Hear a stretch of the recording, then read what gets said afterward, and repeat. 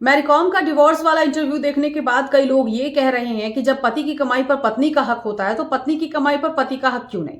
ये तो हमारे समाज ने ही बना रखा है ना कि अगर किसी वजह से पति काम पर नहीं जाता है और पत्नी नौकरी करती है तो लोग कहते हैं कि देखो ये बीवी की कमाई पर पल रहा है, बीवी की कमाई खा रहा है। इसी तरह से अगर कोई बेटी नौकरी करती है, कोई दूसरा काम करती है और किसी वजह से बाप काम धंधा नहीं कर पाता है तो लोग कहते हैं कि कैसा बाप है, बेटी की कमाई पर पल रहा है, बेटी की कमाई खा रहा है।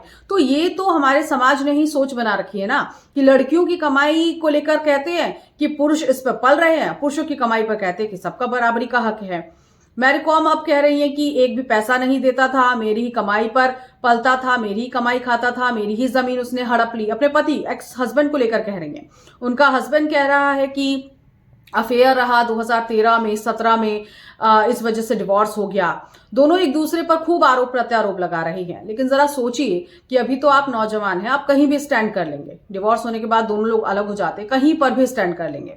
लेकिन जब एक वक्त के बाद आपकी उम्र ढलने लगेगी, आप बूढ़े होने लगेंगे, तब ना बाप माँ काम आने वाले हैं, ना सास ससुर काम आने वाले हैं। काम आएगा तो पति और काम आएगी तो पत्नी आएगी। लेकिन लोग नहीं सोचते हैं।